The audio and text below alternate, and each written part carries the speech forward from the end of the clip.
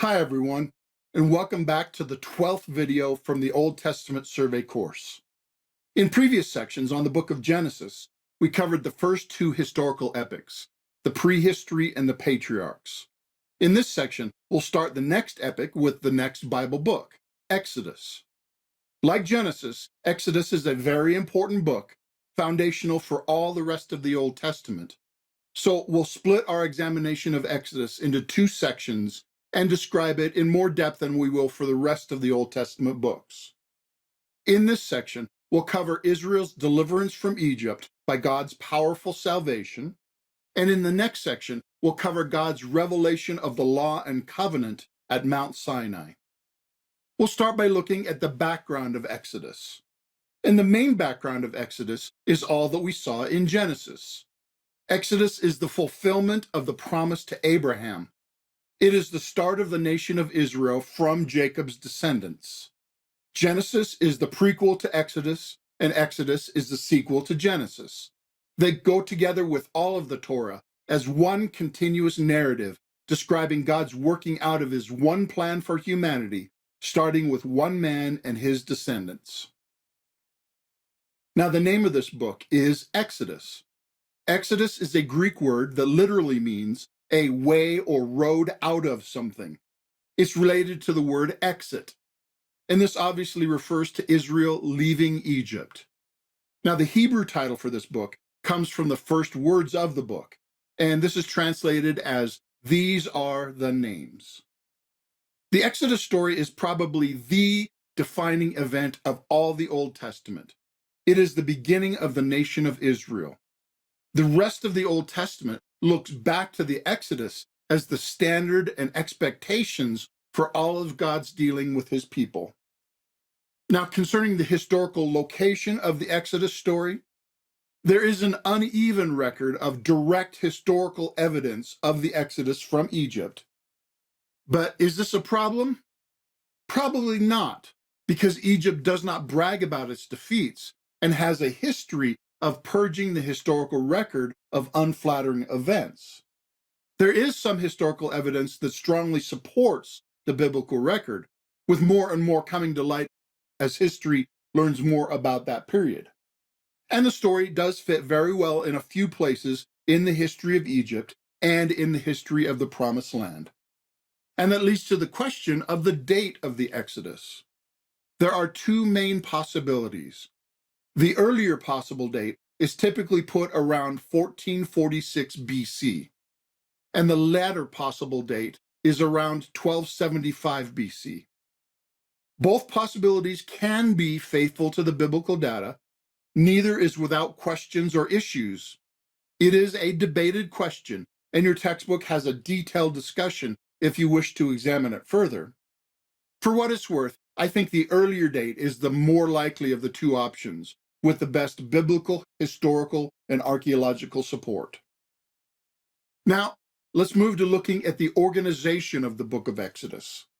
The overall outline of this book is based on the three general locations in which the events take place. This book can be divided into three sections based on each setting. The first major division takes place in Egypt. The second division takes place in the desert, as Israel travels out of Egypt toward the Promised Land. And the third major division takes place around Mount Sinai in the wilderness. We'll cover the first two of these divisions in this section, and in the next section we'll cover the third division at Sinai, as well as give an expanded outline of that last portion of Exodus. Also, be aware that the website has more detailed outlines for each Old Testament book, if you wish to study the organization in more depth. But for now, keep in mind that this book is organized by the three places where it happened. Now let's shift to the content of the book of Exodus, starting with some key verses from the first division of Exodus, the deliverance from Egypt. The first is Exodus 3:9 through 15. In this passage, God is speaking to Moses from the burning bush, and he said, "Now the cry of the Israelites has reached me, and I have seen the way the Egyptians are oppressing them. So now, go. I am sending you to Pharaoh to bring my people, the Israelites, out of Egypt." But Moses said to God, "Who am I that I should go to Pharaoh and bring the Israelites out of Egypt?" And God said, "I will be with you. And this will be the sign to you that it is I who have sent you. When you've brought the people out of Egypt, you will worship God on this mountain." Moses said to God, "Suppose I go to the Israelites and say to them, 'The God of your fathers has sent me to you,' and they ask me, 'What is his name?' Then what shall I tell them?" God said to Moses, "I am who I am. This is what you are to say to the Israelites. 'I am has sent me to you.'" God also said to Moses, "Say to the Israelites, 'Yahweh, the God of your fathers, the God of Abraham, the God of Isaac, and the God of Jacob, has sent me to you. This is my name forever, the name by which I am to be remembered from generation to generation." In these verses, God not only commissions Moses to lead Israel out of Egypt, but more importantly, God reveals his proper name, Yahweh, to Moses. We'll go into more detail about the meaning of this name when we get to chapter 3. The next key verse is Exodus 6, verses 6 through 8. We already looked at this passage in an earlier section when we looked at God's design for humanity summarized by scrub. Moses had complained to God because his plan did not work at first, and God responded, "Therefore, say to the Israelites, 'I am Yahweh, and I will bring you out from under the yoke of the Egyptians. I will free you from being slaves to them, and I will redeem you with an outstretched arm and with mighty acts of judgment. I will take you as my own people, and I will be your God. Then you will know that I am Yahweh, your God, who brought you out from under the yoke of the Egyptians. And I will bring you to the land I swore with uplifted hand to give to Abraham, to Isaac, and to Jacob. I will give it to you as a possession. I am Yahweh." In these verses, God reveals his purpose, not only for the Exodus, but for all time, that you will know that I am Yahweh, and his purpose to give scrub to his people. The third key verse is Exodus 9, verses 14 through 16.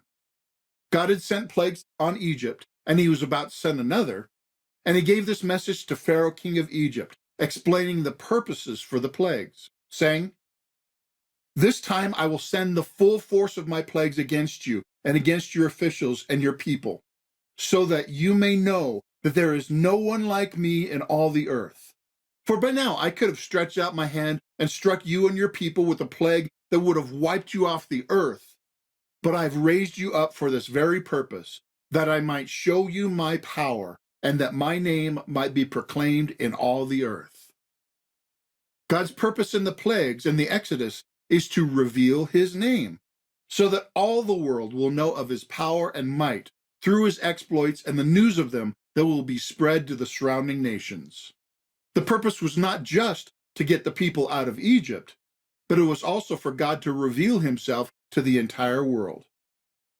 And the last key verse is Exodus 14, 30 through 31, which says, "That day Yahweh saved Israel from the hands of the Egyptians, and Israel saw the Egyptians lying dead on the shore. And when the Israelites saw the great power Yahweh displayed against the Egyptians, the people feared Yahweh and put their trust in him and in Moses, his servant." This verse summarizes that God rescued his people from Egypt at the Red Sea, and their appropriate response was to be in awe of God and to trust him. These are the key verses of this portion of Exodus. Now let's work through the highlights of each of the main episodes in this first portion of Exodus. The first portion transitions from the end of Genesis and sets the stage for the Exodus. Generations after Joseph's leadership in Egypt, the Israelites are now an oppressed minority enslaved to the Egyptians. And the Egyptians fear them because their population is growing. They are being fruitful and multiplying, getting closer to the number of the stars, as promised in Genesis. Therefore, the Egyptians told the Hebrew midwives to kill all the male Israelite babies as soon as they are born. But the midwives refused to do so, and God rewarded them. It was in this context that Moses was born, a prohibited male baby. His mother hid him as long as she could, and then miraculously, Moses was adopted into Pharaoh's family, where he was protected until he grew to adulthood. Now, Moses likely knew of his Israelite heritage because when he saw an Israelite being mistreated, Moses tried to help rescue the Israelites by committing murder. Like some examples of people trying to help God in Genesis, this was not helpful. Rather, Moses had to leave town quick as a fugitive. And this transitional section ends with a statement that God saw the oppression of his people and remembered his covenant with Abraham. As we've seen, this kind of wording signifies that the time is right and God is about to act. In the next section, we see the call and commissioning of Moses. God appeared to Moses in a burning bush and commissioned him to go back to Egypt and lead Israel out. God told him what to say and gave him miraculous signs to convince people that he was sent by God, but Moses still resisted and made excuses. When Moses basically said, "I'm nobody, I am unable," God replied, "I will be with you," which, by the way, is all the qualification that Moses needs. As someone once said, one person plus God is a majority. But Moses continued to make excuses, and God was patient for a while. But when Moses outright refused, God's patience reached a limit, and he was angry with Moses. Now, during this dialogue, Moses asked what name he should give when someone asks which God has sent him. You see, in Egypt, like in almost every place at that time, people thought there were multiple gods, typically connected with certain parts of nature. Therefore, there was a god of the sun, a god of the moon, a god of the sea, etc. So Moses was basically saying, what kind of a God are you? And in response to this question, God revealed his name to Moses. God answered, "I am who I am. Tell them, I am has sent you." And then he said, "Tell them, Yahweh, the God of your fathers, has sent me. This is my name by which I am to be remembered." Now, the name Yahweh is derived from the Hebrew word that means he is. So God says, "My name is I am, and you are to refer to me as he is." Remember that it is very important to God that his name be made known to the whole world. Not primarily that we would know this particular Hebrew term, but more so that we would know him, and that we would know and experience the kind of God that he is. So let's talk about the significance of this name that we learned in this chapter. From his response, "I am," we learn that he is the self-existing one. He is dependent on nothing else, and he is defined by nothing else. When someone asks, who created God? The only proper answer is God was not created. He is the creator. When Moses asked for God's name, he was asking, in essence, to what part of nature or to what part of our experience can I liken you? Or what in our experience can I use to explain you? Or what religious ideas can I compare with you? And God basically said, you can't. I am not like anything else. I am so far beyond your experience or understanding. I am. You see, we cannot define God by our standards or our understanding or our experience. We don't fit God into our reality or our preconceived notions. It is his reality that he has fit us into, because it's all his reality. We don't define God. He defines us because he created us, not vice versa. So God says, I am existence itself, uncreated, and the foundation for all other reality. And not only this, but we will see from the wider story as further revelation of the meaning of God's name, that this unique God graciously acts on behalf of his chosen people. He doesn't need them, but they need him. And they would know the kind of God that he is, partly by experiencing his goodness and power on their behalf.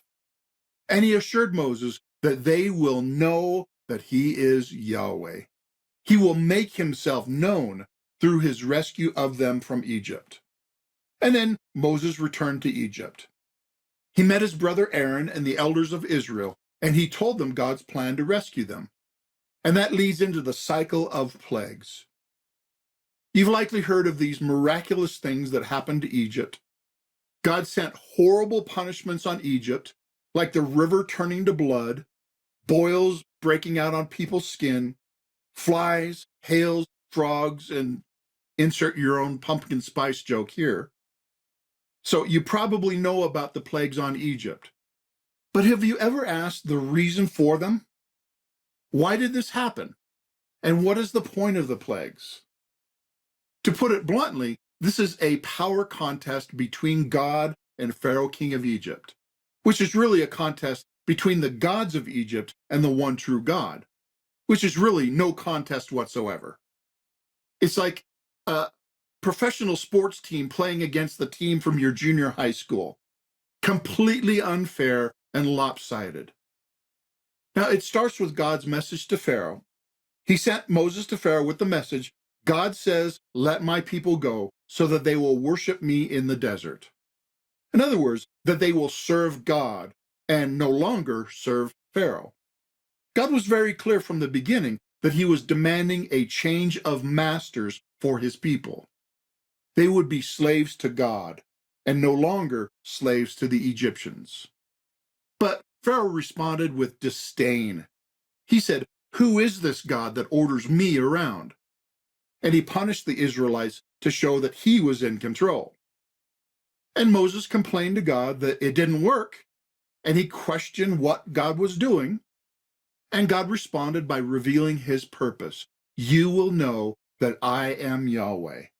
And he revealed his design for humanity that we've abbreviated as Scrub. Hopefully you remember this discussion from the earlier section, or you can go back and review it if you like. In any case, God told Moses in advance what he was going to do and why. In chapter 7, verses 3 through 5, God says, I will harden Pharaoh's heart. And though I multiply my miraculous signs and wonders in Egypt, he will not listen to you. Then I will lay my hand on Egypt, and with mighty acts of judgment, I will bring out my divisions, my people, the Israelites. And the Egyptians will know that I am Yahweh, when I stretch out my hand against Egypt and bring the Israelites out of it. Notice the clearly stated purpose of the plagues is so that Egypt will know that I am Yahweh. Then God sent a variety of plagues on Egypt. The Egyptian magicians counterfeited some of them, but they were quickly outmatched. The plagues increased in intensity. God's people suffered some from the plagues, but were protected from most of them. Pharaoh wavered and was about to give in, yet his hardness of heart kept him from submitting. And in all this, it is made clear that God is in control of Pharaoh's heart, because God is the real master of Egypt. In addition, the plagues were clearly intended to humiliate the Egyptian gods. The Egyptians had gods in the form of frogs, in the form of cattle, and the Nile River was considered a god, etc. Those very things that were the subjects of the plagues were the things represented by the Egyptian gods. The plagues were designed to show that the one true God was in control of those very things that the Egyptians thought were controlled by their pagan gods. For instance, their greatest god was the sun, and the next to the last plague was darkness. In other words, God turned off the sun. And the very last plague was the death of the firstborn son of Pharaoh, who was thought to be a god in human form. And more than once, the overarching reason for the plagues is clearly spelled out by God. As we saw earlier in chapter 9, he said to Pharaoh, I will send the full force of my plagues against you and against your officials and your people, so that you may know that there is no one like me in all the earth. For by now I could have stretched out my hand and struck you and your people with a plague that would have wiped you off the earth. But I've raised you up for this very purpose, that I might show you my power and that my name might be proclaimed in all the earth. God could have easily snuck his people out of Egypt, or he could have convinced them with only one plague, or he could have destroyed all of Egypt with one word, or he could have not hardened Pharaoh's heart and shortened the plagues considerably, but he prolonged them to make a point. God wanted to make it abundantly clear that he is Yahweh, the one true God, and the gods of Egypt are not. God is Lord. Pharaoh is not in charge. Remember, Pharaoh had asked, "Who is this God that bosses me around?" And God said, "Oh yeah, you will know that I am Yahweh." And not only that, because of what I'm going to do to you, the whole world will know that I am Yahweh. The plagues were a revelation of God's power and greatness, especially over against the gods of Egypt. And the plagues came to a climax in the Passover and Exodus from Egypt. The last plague was accompanied by a ceremony given in advance by God, centering on a meal of a sacrificed lamb. And the whole tradition, the Passover, has tremendous significance. God warned his people what he was about to do and gave them instructions to prepare for the Passover meal. This ceremony was given not just for that event at that time, but from the beginning it was designed to be a regular commemoration for all future generations.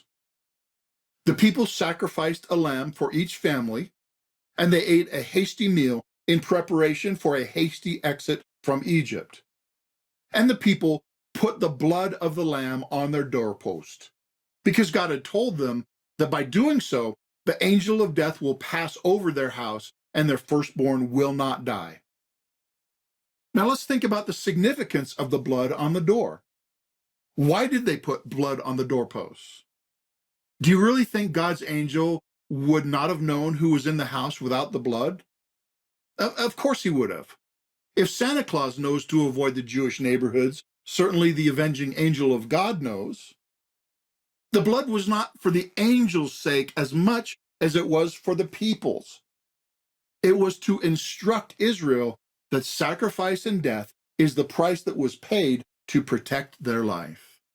It demonstrates substitutionary sacrifice, which ultimately points to the cross. Now, notice that when they dipped into the blood, painted the top, and then each side, they actually made the sign of the cross. And then that night, all the firstborn of Egypt's people and animals died because they were not marked with the sacrificial blood. This is explicitly said to be God's judgment on the gods of Egypt. In Exodus 12:12, God says, "On that same night, I will pass through Egypt and strike down every firstborn, both men and animals, and I will bring judgment on all the gods of Egypt. I am Yahweh." And because of this, Egypt drove the Israelites out of the country. Not only did they let them leave, they forced them out, like God had promised. And right after leaving Egypt, God gave instructions for consecrating all of Israel's firstborn to himself. They were set aside for him because he spared them by his grace. Now, of course, all the children, like all people, ultimately belong to God, but the firstborn were given an extra special relationship and responsibility because they were saved twice, as it were. And this consecration of the firstborn, along with the Passover ceremony, was to be a regular celebration and reminder to future generations of what God did to rescue his people from Egypt. And Israel was led through the desert by a pillar of God's presence. And here's a map of a likely route of the Exodus. God did not lead them by the normal route directly to the promised land, but God led them to the desert because he had strategic plans for what came next. And that brings them to the climactic conflict at the Red Sea. In the meantime, Pharaoh had a change of heart after he had let them go, and therefore he chased the Israelites with his army to capture or kill them. Exodus 14:4, God says, "I will harden Pharaoh's heart, and he will pursue them, but I will gain glory for myself through Pharaoh and all his army, and the Egyptians will know that I am Yahweh. Are you hearing the clear message from the repeated refrain in the Exodus story? The Israelites, led by God, became trapped between the army and the Red Sea. They quickly panicked and lost faith in God when the promise was tested. But God always knew what he was doing. And by the way, too often when we get in a bad situation, we're tempted to think God has dropped the ball and complain and lose faith.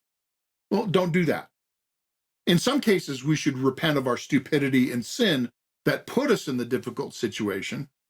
And in any case, we should ask, what are you doing, God? And why have you allowed me to be here? And what do you want me to do now that I am here? Because sometimes God reveals his glory in difficult situations. And that is exactly what happened at the Red Sea. The Israelites were protected by the pillar intervening between them and Egypt's army. And then Moses, by God's instruction, held out his arms over the sea, and God parted the water. And God's people crossed over on dry land. It was miraculous. The sea parted and stacked up on either side. And all of Israel passed through to the other side.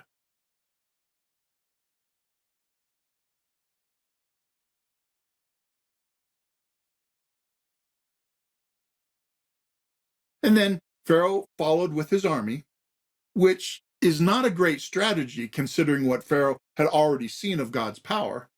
And the water flowed back after Israel had crossed, and the army of Egypt was all drowned.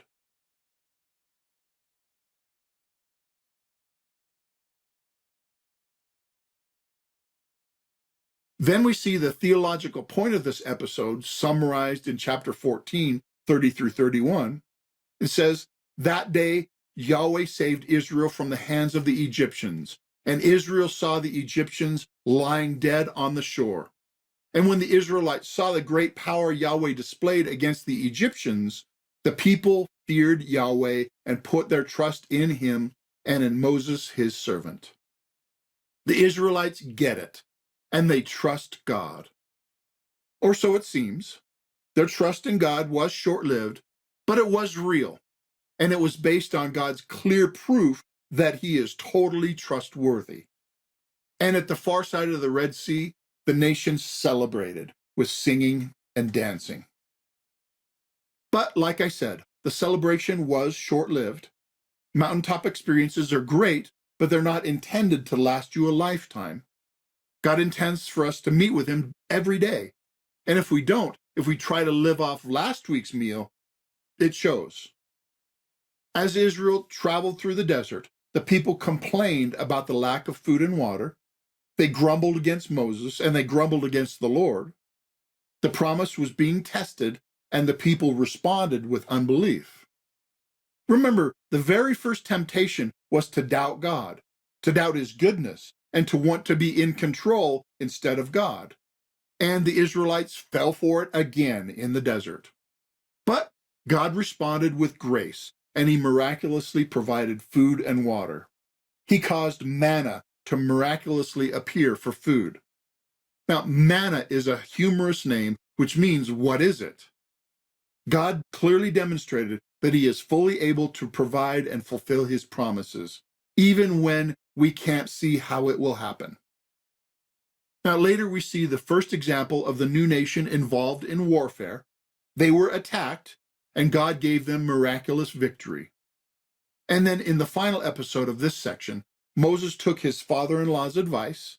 He shared the responsibility of leadership over the people with other qualified leaders.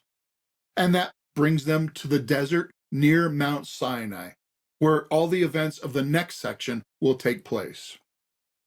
But so far, we've seen the monumental revelation of God in that he rescued his people from slavery in Egypt and provided for them and led them in the desert.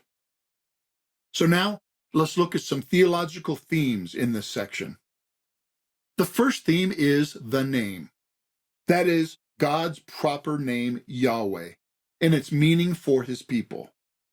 A few of the things that God's name tells us about him, which we've seen so far, we've learned that God is.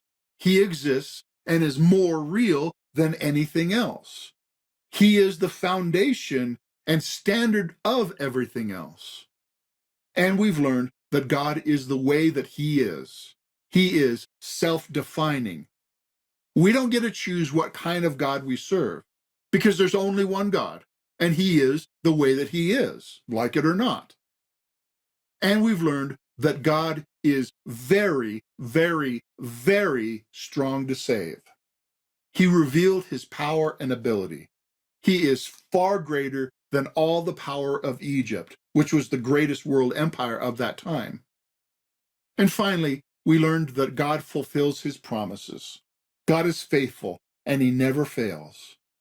And now there will be more to learn about God's name in the next section. The second theme is deliverance and rescue. God takes care of his people and rescues them from their oppressors. And we see that in this case, God's rescue involved covering by the blood of a sacrificial victim. This is to demonstrate that God provides blood to turn away death. As a result, God owns his people, especially the firstborn, not only by right of creation, but also because of purchase through his deliverance. Now, this is a partial list of the theological themes of Exodus. More themes will be added to this list in the next section when we look at the rest of the book of Exodus. For now, let's review the organization of Exodus. The outline is divided by the 3 locations, and they are in Egypt, in the desert, and at Sinai.